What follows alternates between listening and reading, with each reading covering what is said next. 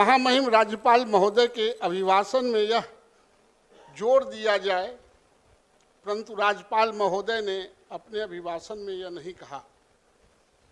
राज्य सरकार सभी संबंधता प्राप्त डिग्री एवं इंटर महाविद्यालयों के शिक्षकों एवं शिक्षकेतर कर्मचारियों के वेतन भुगतान हेतु हर वर्ष समय पर अनुदान का भुगतान सुनिश्चित करेंगे।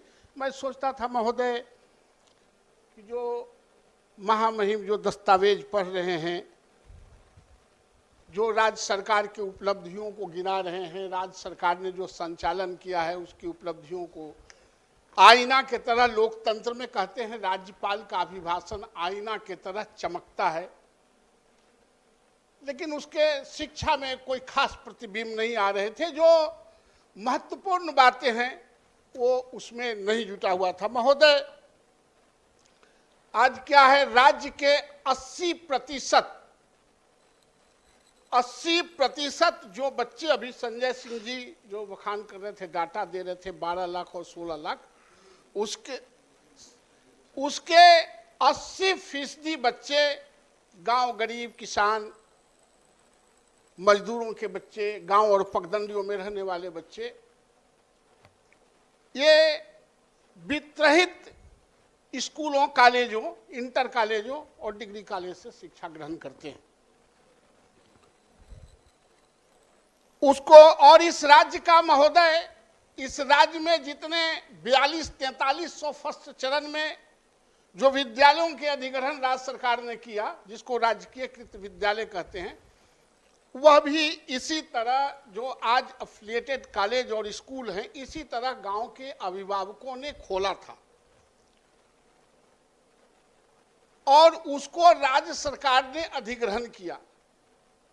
राज्य सरकार का हाई स्कूल खोलने में कोई बहुत योगदान नहीं रहा। ये गांव के अभिभावकों ने, जो पूर्व के जो लोग हमारे अभिभावक थे, वे समझते थे कि आने वाले कल में 21वीं सदी में जितना व्यक्ति को जीने के लिए ऑक्सीजन की जरूरत है, उतना ही एजुकेशन की जरूरत पड़ेगा। इसलिए चंदा करके, बिहरी करके, लोगों से भीख मांग के, देह से मजबूती से काम करके स्कूलों और कॉलेजों को बनाया है।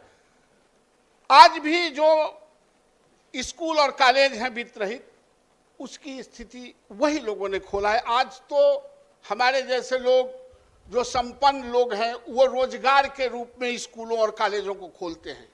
आज जूता बनाने वाली कंपनी, टीवी चलाने वाली कंपनी, लोहा गलाने वाली कंपनी, आईना बनाने वाली कंपनी आजकल स्कूल के व्यवसाय कर रहे हैं। आज गांव के जो हमारे अभिभावकों ने, हमारे पुरखों ने जिस तरह से निस्वार्थ भाव से स्कूलों को, कॉलेजों को खोल के स्थापित किया, जिससे हम यहां आ रहे हैं, वो आज के कोई संपन्न लोग नहीं करते, वो व्यवसाय करते हैं। तो मैं सोचता था कि इसके जो 5-6 वर्षों से अनुदान नहीं मिले हैं, वो अनुदान का आएगा कि नहीं। ऐसे बच्चों को हम जो पढ़ा के पास कराने वाले शिक्षकों को हम अनुदान देंगे, लेकिन वो बात नहीं था महोदय। मैं चाहता हूं कि जरूर उसको जोड़ा जाए, संशोधन किया जाए। महोदय, आज ऑनलाइन, अभी सुनील जी कौन अभी भाषण में कह रहे थे, इतना कंप्यूटराइज हो गया है कि माथे पर कंप्यूटर बैठा रहता है। ऑनलाइन यहां एडमिशन हो रहे हैं, डिग्री में, इंटर में। बड़ी अच्छी बात है, ऑनलाइन के जमाना है, ऑनलाइन करें। लेकिन हो क्या रहा है, मोकामा के लड़के और लड़की को पालीगंज में, और पालीगंज के लड़के और लड़की को नालंदा में और नवादा में आप भेज देंगे।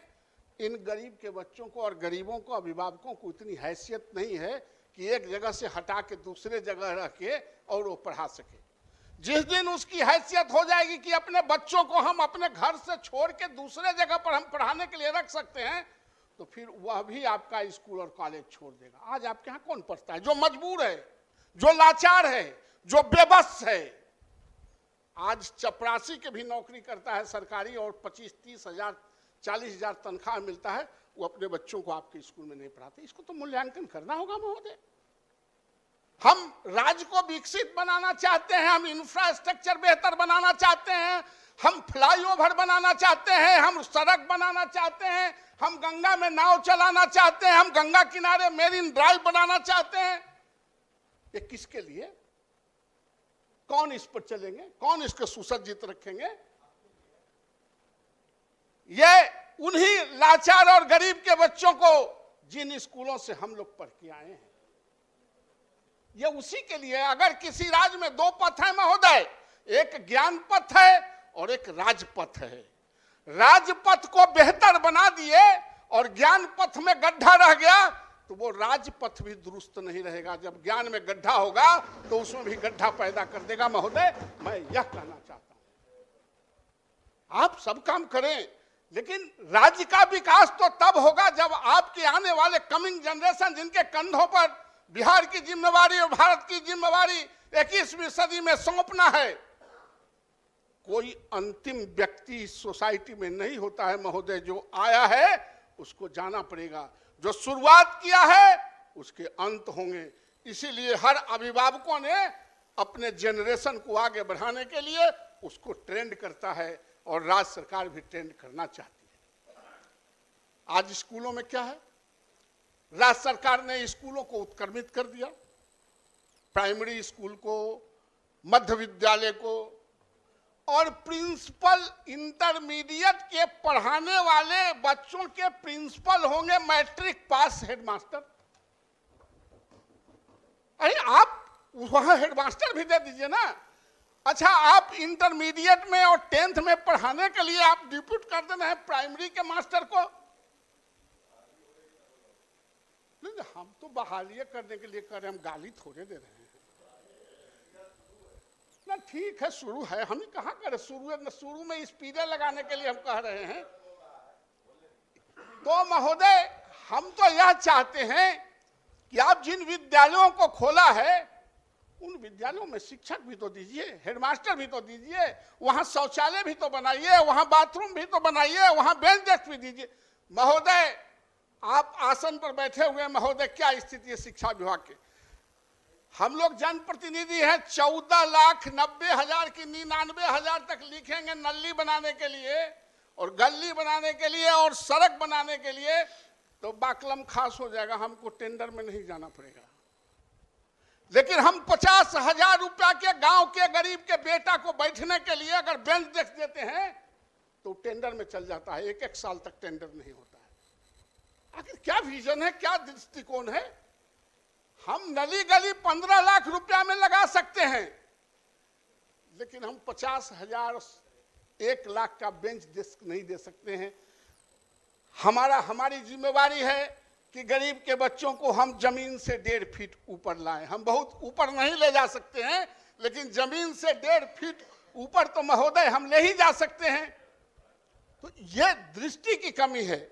और जब तक सम्यक रूप से शिक्षा पर दृष्टि सरकार की नहीं होगी, दुनिया के कोई ताकत शिक्षा और स्वास्थ्य को ठीक नहीं कर सकता है। ये दोनों मूल समस्या है इस राज्य का। महोदय, अभी संजय जी कह रहे थे 4-5 महीना से पेंशनधारियों के पाटलिपुत्रा विश्वविद्यालय में पेंशन नहीं मिले। मैंने कल बात किया डायरेक्टर से कि क्या बात है भाई, सबके तनख्वाह मिल रहा है, जो रिटायर कर गया उसको 4 महीना से आप तनख्वाहें नहीं दे रहे, पेंशनें नहीं दे रहे। तो बोले कि नहीं, सो थोड़ा छूट गया था। हम कहते छूट गया था तब जोड़ दीजिए। तो जोड़ तो दिए हैं, लेकिन हमारा डिप्टी डायरेक्टर कहाँ चुनाव में नॉर्थ ईस्ट में चल गए, होली के बाद आवेंगे तो उनसे सिग्नेचर होगा तब न जाएंगे। तो होली में क्या खाएगा, घास भूसा, ये सब रिटायर आदमी, बाल बच्चा भी मार के घर से निकाल देगा। पेंशनधारी पर नजर इसलिए लोग घर में रखते हैं कि उनको पेंशन आने वाला है। होली दशहरा में पेंशन नहीं दीजिएगा तो उनको बाल बच्चा घर में चबूतरों पर बैठने देगा। हमने कहा कि आप डिजिटल सिग्नेचर करा के मंगा लीजिए। अब तो डिजिटल सिग्नेचर के जमाना है। तो डायरेक्टर ने कहा कि देखते हैं, लेकिन डिजिटल करेगा तब ना। तो यह स्थिति है महोदय, इस पर विचार करने की जरूरत है महोदय।